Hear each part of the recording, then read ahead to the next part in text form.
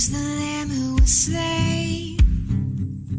Worthy is the King who conquered the grave. Worthy is the Lamb who was slain. Worthy is the King who conquered the grave. Worthy is the Lamb who was slain. Worthy is the King who conquered the grave. Worthy is the Lamb who was slain. Worthy, worthy, worthy. Oh, this is amazing grace. This is unfailing love. That you would take my place. That you would bear my cross. You laid down your life. That I would be set free. Oh, Jesus, I sing.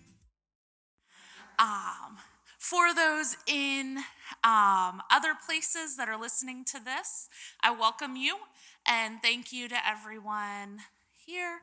All right, I think we're gonna work with some technology. So announcements. Thank you to everyone for complying with the regulations as they change. He keeps us going. He does keep us awake also. So as the pandemic slows and changes, you will be updated on guidelines and things that change. But for now, the sanctuary is masks and the fellowship hall is mask optional. So we appreciate you for complying with that. As a reminder, we also are still not passing our offering plates. So please put your offering in the plates that are in the back or use the online donation. It is an act of worship that we are blessed to have this church, that we are blessed to have the ministers and the ministries in the community. And in order to do that, we need to join with that act of worship with our tithes and offerings. We do have children's church, kindergarten through third grade downstairs, and they will be released right before Pastor Luann speaks. And if I forget to do that, because I do sometimes, I will try not to. Please just, kids, if Pastor Luann is up here getting ready for the sermon, you can go. Boys and Girls Club rock painting will happen May 23rd, right after church in the pavilion. Bring an old t-shirt to paint in. The paint is not washable, so, dress appropriately for that, unless you want to tie-dye as you paint, also an option. All are invited, adults, children, anybody who wants to paint rocks. We do need volunteers for the nursery. Please talk to Karina Mathias about that. Please remember that we do have graduating seniors this year. Hard to believe, some of these kids that we remember being quite small, my daughter included. I'm not quite ready for that, but LaShonda says I need to announce this because I have to let her graduate. So, senior table in the back with books to sign for these kids as they go off into the next stage of their life, and a box for cards for them. So please make sure that you take advantage of that and encourage these amazing kids as they step into this next journey in their lives. I'd also like to remind you to read the bulletin. There's some other announcements about some events that are coming up, so please make sure that you read that. And Luann has a transitional moment for us to update us, so come on up, Luann. Good morning. I hope by now that you have found the transitional roadmaps that are in the building in the entrances, and for your convenience, they are located in the bathrooms. Have you found those? That just gives you an idea of the work that is going to be, the projected work that we are going to do together over the next couple months and through the summer. Also, I was hoping that you have seen the work that 43 of you did at the first transitional meeting, and that is on the wall outside of the lead pastor's office. And there's some additional questions there that you can look at as you just see the work there. And maybe you can do this with someone else or your small group. If you're in a small group, you could look at that together and the additional questions. But I really want you to know that there is a newly formed transition team. There are 5 people that have said yes to working closely with me when I need them, and I will consult with them. And the main part of their work is going to be very soon in interviewing any of you that are willing to be interviewed with questions that we have. This is not a survey, it's conversation. And the information that we get from these questions, how you answer, will then be used in later meetings that the whole group will have. It will inform us. The transition team is Mary Jo Verink, Mary Jo, Chris Grimm, Vernon Rose, Braylon Miller, and Mark Mast. So thank you. Can we clap for them?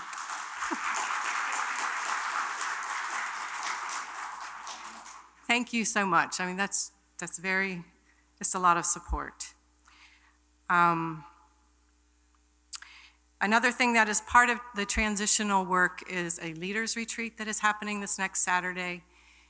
We might remember that Jesus tried very hard to get away and retreat sometimes from the place of ministry. So we are trying to do that as well, and we're going not too far to Camp Horizons for part of a day together. And the leaders retreat is for council, the elders team, which is the pastoral staff. There are 3 of us, and the deacons and 5 other members. And then the chair of the PCRC is also invited to the leaders retreat, and office staff. And we are going to learn together and vision together and eat together. So that is going to be good too. The next transition meeting for everyone is June 20. We had to change that on the transition roadmap. We didn't want to compete with Broadway's graduation. Thank you, Julie, for letting me know about that. So June 20, if you write that down, that is for everyone. This transition work is for everyone. You all are invited. And we'll let you know whether it's right after church or later in the day that Sunday. So for the next 6 weeks, interviews will be happening, and we'll let you know how that is happening, whether you're contacted or there'll be a sign-up sheet. And if you find yourself not on board with transition work or the transition process, I just invite you again to talk with me. I haven't heard this directly to me, but if that is how you feel, that you are not on board, I just invite you to talk with me. I'm here at the church on Wednesdays and Fridays, 9 to 1. You can also call me or another form of communication. I'd really like to hear what you need in order for you to be supportive of the transition work that we are going to do. There's a lot happening, so it's exciting. Thank you. Thank you, Pastor Luann.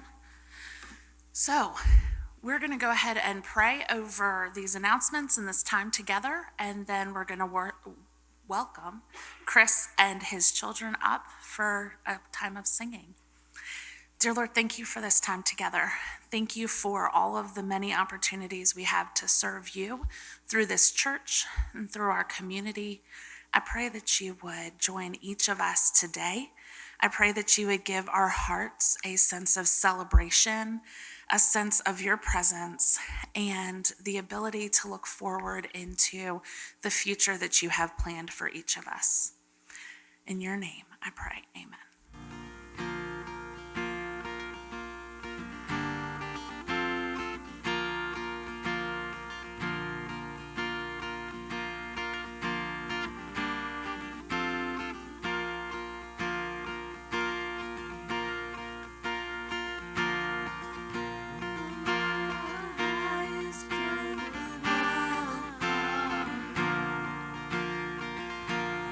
Lost but you brought me.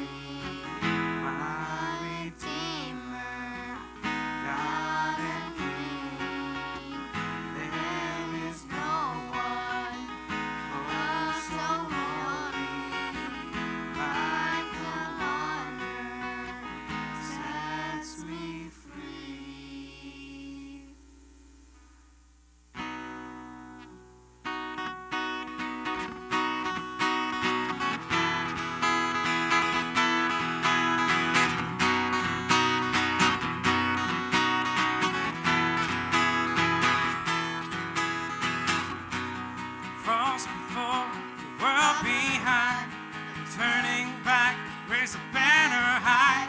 It's not for me, it's all for you. Let the heavens shake, split the sky. Let the people clap their hands and cry. It's not for us, it's all for you. Not to us, but to your name be the glory. Not to us, but to your name be the glory.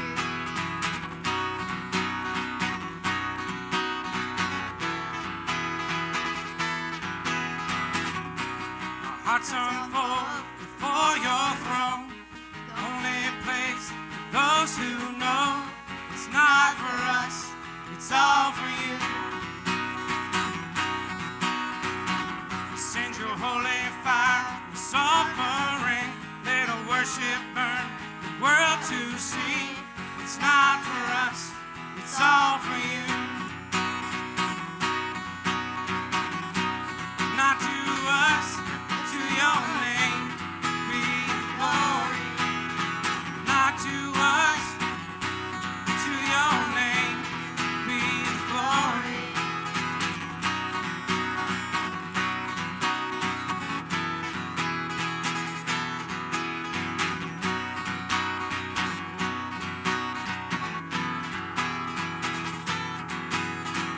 Earth is shaking, mountains shouting, it's all for you. Waves are crashing, sun is raging, it's all for you. Universe is spinning and singing, it's all for you. The children dancing, dancing, dancing, it's all for you, it's all for you.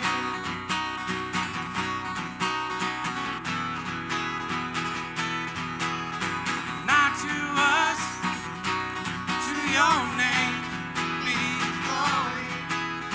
Not to us, to your name be the glory.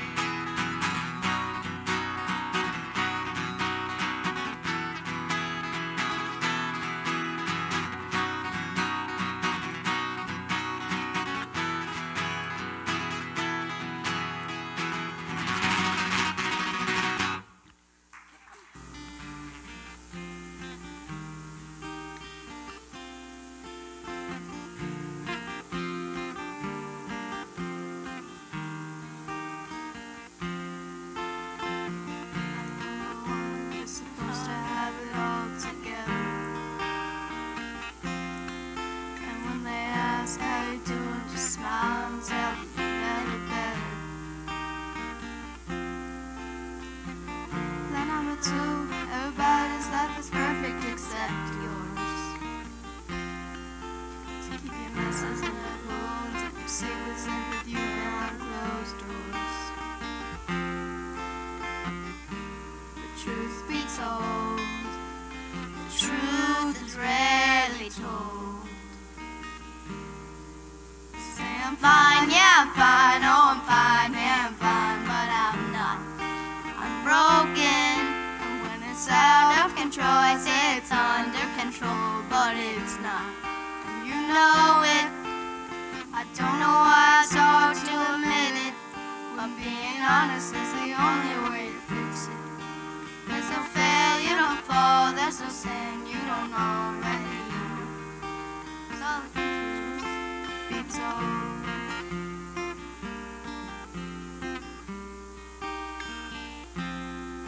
There's a sign on the door, says come as you are, but I doubt it. 'Cause if we lived like that was true, then Sunday morning pew would be crowded. Didn't you say church should look more like a hospital? Safe place for the sick, the sinner, and the scarred, and the prodigals like me. The truth be told, the truth is rarely told. Say I'm fine, yeah I'm fine, oh I'm fine, yeah I'm fine, but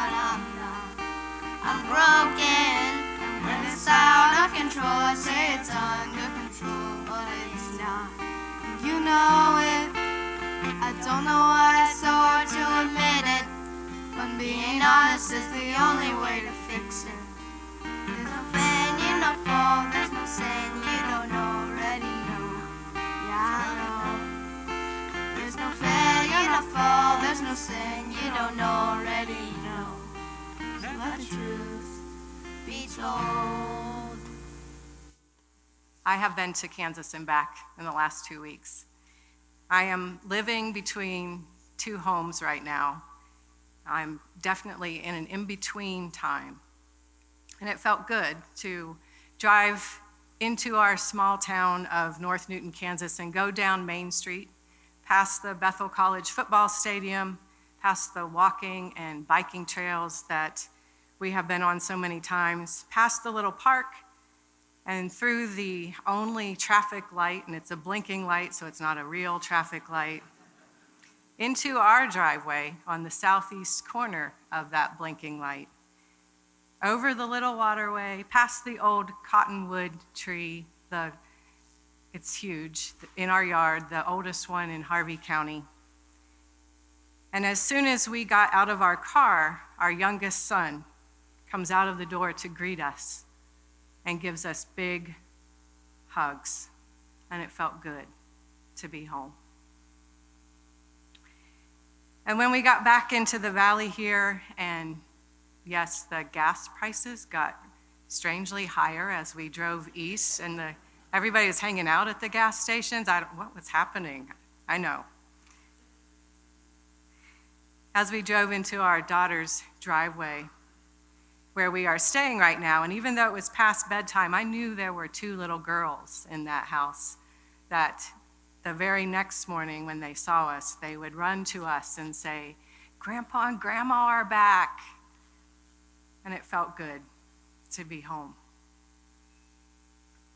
I have left a piece of my heart in many homes over the past 20 years. How does it feel for you to drive in your lane or your driveway and know that you are home? What do you look forward to when you are on your way home? Is it the people waiting for you there? Is it the dog looking out the window? Or is it the comfort of something in your house? Today's parable Jesus told from Luke has a lot to do with being at home with our families, with ourselves, and ultimately with God.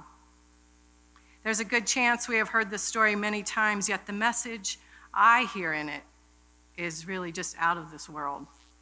It isn't every day that we see what happens in this story lived out. We can probably relate to the dysfunction of the family represented here, though. We might have our own identified patient in our family stories, maybe some wayward child, or it might be us that is the wayward one. We might relate to the birth order represented here. And if you are an oldest, you might say, "That's just like the youngest, trying to get all the attention. When will they ever grow up?" Any oldists here? I happen to be a youngest. And I have the benefit in my family of 6 older siblings. And in my family of origin, I'm kind of the fun-loving younger sister that gets along with everyone. At least I think I do. Nothing much was expected of me either. And sometimes it seemed I could hide in the background and not be seen. There are disadvantages and advantages of each sibling position, and I'm told we are supposed to pay attention to birth order when we choose a partner for life. And I chose another youngest, and that's supposed to be the worst combination. And it is sometimes, but I would do it again. Families and any group of people who spend time together, like faith communities, are emotional systems where we all play a part to keep the system in balance, even if it is in a dysfunctional state. Everybody knows their place and their script, and everything is in sync until someone or something changes the norm, and then the equilibrium is upset. And we can see this in cattle, or probably other animals you have. Even cows are emotional units. If you can imagine cattle grazing peacefully in a pasture and one of them gets spooked by something, like getting shocked by an electric fence, she jumps or bellows or both, showing her anxiety. And what happens to the rest of the cows? The other cows catch the anxiety of the first cow almost right away, and they act skittish because they have taken on the anxiety of the first cow, and it goes right through the herd, right down the line. The anxiety moves through the whole herd. We humans aren't too different than that. What could make a family unit anxious? We know from our own experiences there are many things. We could probably agree that what happened in the story Jesus told in today's passage in Luke would cause most families high anxiety. This storytelling was in response to the people who accused Jesus of hanging out with sinners and tax collectors, not very popular people of the time. Jesus often chose people on the margins of society to hang out with, and he was often trying to help the Pharisees, the religious ones, to see in a new way. In verse 12, the son more or less said, "Dad, I wish you were dead, and I want my inheritance right now." How did the father in the parable respond? He let him have it. The money, I mean. He probably saw it was no use to change his mind. He didn't add to the anxiety. He took the shame of his son, acting contrary to the first century Jewish culture of having respect, first of all. It's like the anxiety energy of the son that was circuiting through the family system short-circuited when it came to the father. It was diffused. And he stayed calm and said, "Okay, son, go ahead." Farmers may have certain ways to keep their cows calm, like singing and speaking softly to them as they walk back to the barn. If it's a dairy we're talking about, upset cows don't produce as much milk as calm ones. And there's a farmer in Kansas, I know you're going to think we're a little strange out there, who is also a musician, and he serenades his cows with the trombone and piano. Not every day, but he has. He adds peace to the situation. And if you'd like to see how the cows responded, you can look up Farmer Derek bringing in the cows on YouTube. It's really how we choose to respond that makes the difference in a family or a faith community. Will we play peaceful music, or will we take on the anxiety too and pass it on?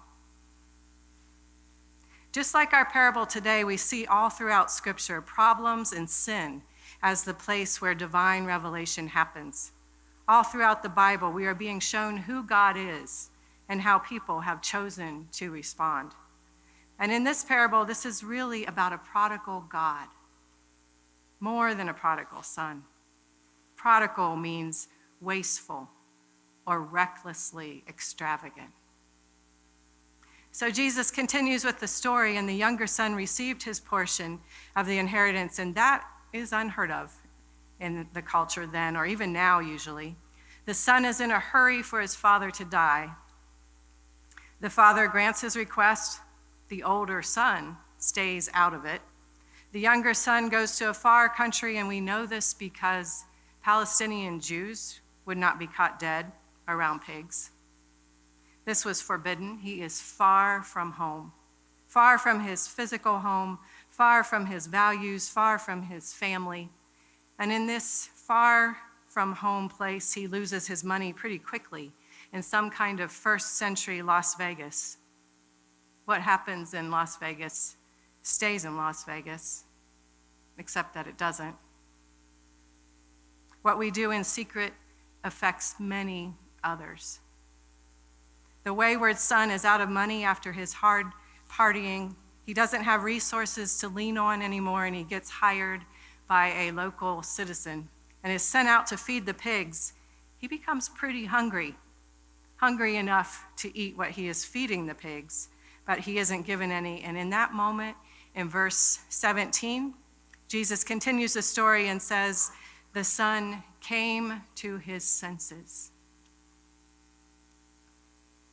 This is ridiculous. What am I doing? Who have I become? He had come to the end of himself. He makes a plan to go back to the village and work as a servant to save himself.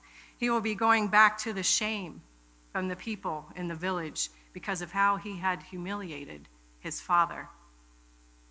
On his long walk home, probably practicing his speech, he would say to his father, "Father, I know I have sinned, and I don't deserve to be called your son. Just let me be your hired servant and work for you. Father, I know I have sinned. I have been a fool. Father, I know I have sinned." But his father sees him in the distance. He might have checked the horizon every day for his son. And this day he sees him, and the father runs to him. And men did not run in Middle Eastern villages. And I rarely see middle-aged men running today. What was that? Ron? Ron, yes. Thank you, Ron. I think it was Aristotle who said great men never run in public, but not you, Ron. This was against the culture, yet the father willingly humbled himself for the sake of his son. He was protecting his son from the hostility of the village by letting the village see him run to his son, showing reconciliation and immediate restoration to the community. The Father has embraced him, so you, the community, should too. I'm not sure if we can grasp the extravagant love this was by the Father. It was very undignified for an elderly man to run, and he was running to a son who had wanted him dead. There's a short story called The Capital of the World by Ernest Hemingway that has a scene in it of a Spanish father who wants to reconcile with his son who has run away to Madrid. In order to find the boy, he puts an ad in the newspaper that says, "Paco, meet me at the Hotel Montana at noon on Tuesday. All is forgiven. Love, Papa." Paco is a common name in Spain. And when the father goes to the Hotel Montana at noon, like he had said, he finds 800 young men named Paco waiting there for their fathers. What drew 800 young men to the hotel? As Hemingway tells it, it was the words, "All is forgiven." It wasn't all is forgiven with a condition, if you do this or that. He simply said, all is forgiven. And if you know much about Hemingway, we know he had many struggles, and he eventually took his own life. Had he ever had the love shown to him, like the father lavishly gave to his son in the parable? When the father ran to the son and kissed him and gave him a ring and the best robe, which was probably his own robe, this was all to symbolize reconciliation and restoration to the community. There was no shame, and he even interrupted the son's attempt at a confession. This is extravagant, wasteful love. And then there is another son, remember? The eldest son, out in the field working like he normally did, heard some music coming from the house. Music usually meant an invitation to a feast for the whole community, and meat has been prepared. And when the music starts, it meant the meat is ready. People come and sing, dance, drink wine, talk, eat, go out, come back again, and this would last half the night. These feasts were a big deal because life was dull in the village, and all this movement was a blessing, as it is meant in an old Arabic proverb that says movement is blessing. It brought enthusiasm and life to the village. The oldest son does not immediately join in the party as a son who had a normal relationship would. Instead, he asks the young boys who stay on the margins, they could have been the servants, of these kinds of parties, not really old enough to attend, "What's going on?" And when he hears the celebration is for the younger son, if you notice, the elder brother does not ever call him his brother. He refuses to go in the house.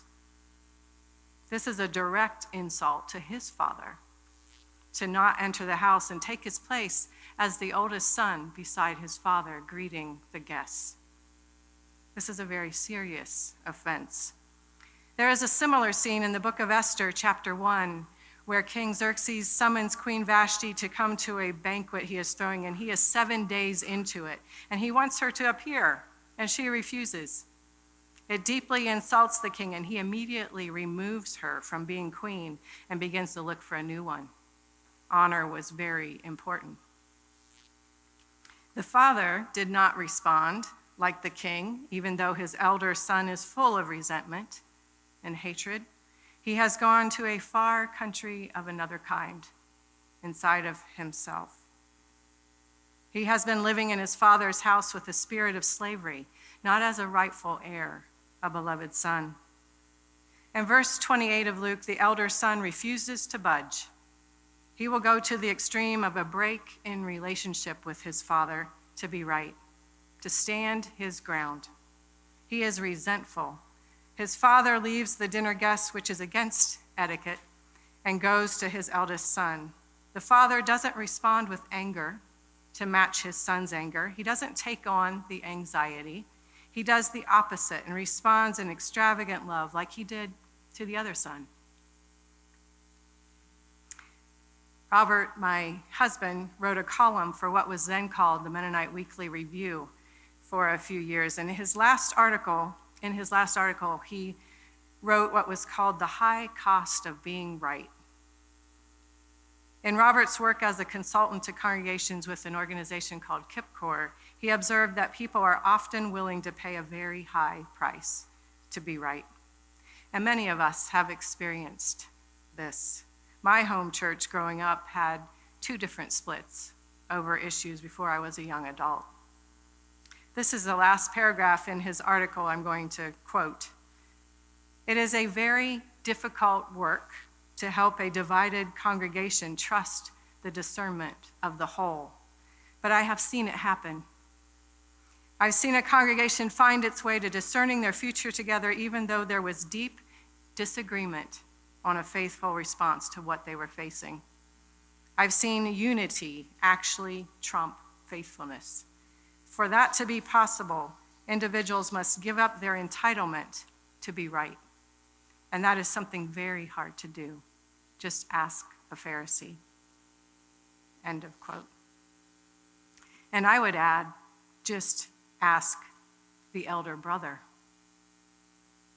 He couldn't seem to give up his need to be right, even if it meant cutting off from his family. If you are like me, and you are human, you might identify at certain times in your life story with the younger brother, and we have gone far from home and turned our back on God or our family or other people. And we can also identify at times in our life with the eldest brother when we are willing to get rid of the other person or cut off from them in order to be right. When we have been like that, we blame, we resent, we are angry. And I hope we get the main point of this parable of Jesus, that this is about a prodigal God, one who extends us extravagant grace and celebrates us and invites us to celebrate each other. I hope in our life story we also identify with the Father in this story. And we are the ones who run to the one who has not been who we wanted them to be. Both sons have broken the Father's heart in this story. The Father responded with the same unexpected love demonstrated with humility to each. They each have the right to be heirs. They didn't have to do anything to earn it. They already are both heirs. A possible ending for the elder son could be, and he ran and entered the house and joined in the music and dancing. And the two sons were reconciled to their father. But we don't know what happened. And again, Jesus lets us live into the story and puts it in our hands, and we decide the ending. And we show with our lives if we really got the message. When we go to our homes today, notice what you look forward to when you drive in your lane. We all need to have a home. Jesus, ironically, didn't have a place to lay his head, yet he taught us a lot about being at home with God, with others, and with ourselves. And it's not too late for us to come to our senses and ask ourselves, have we become someone we aren't meant to be? Do we celebrate all people or just the ones that are like us? We need each other. It can be a long and lonely way home for some of us. Some of us can get lost and disoriented, and some of us have never experienced the prodigal father running as fast as he could when he saw us miles away. We can be that for each other. We can lay down whatever it is that keeps us from each other. I hope for this, for all of us, that we can experience the extravagant grace of God, and we then will pass that on to each other and to anyone we meet. Verse 20. But while he was still a long way off, his father saw him and was filled with compassion for him. He ran to his son. He threw his arms around him and kissed him. We have a song of response. Give our musicians just a moment to make their way forward. Page 44, and Sing the Journey, the spiral-bound hymnal. Come on up, musicians. Love of God is greater far than tongue nor pen can ever tell. It goes beyond the highest star and reaches to the lowest hell. The guilty pair bowed down with care. God gave his son to win his every child. Be reconciled and pardoned from his sin. Oh, love of God, how rich and pure, how measureless and strong, it shall forevermore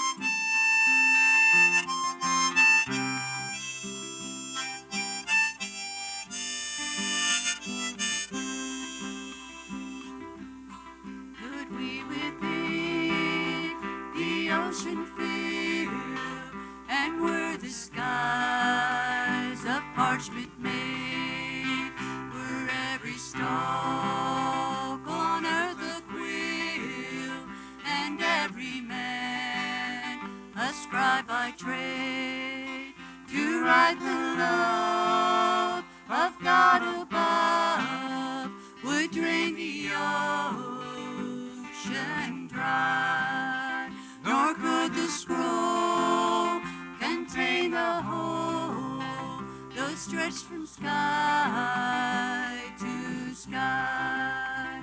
O love of God, how rich and pure, how measureless and strong, it shall forevermore endure, the saints and angels' song.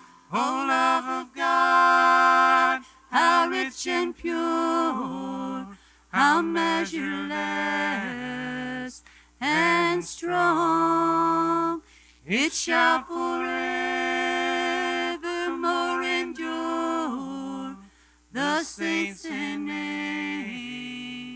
angels' song. As our sermon and worship time comes to an end, it really made me think today about whether we really understand what this story is about.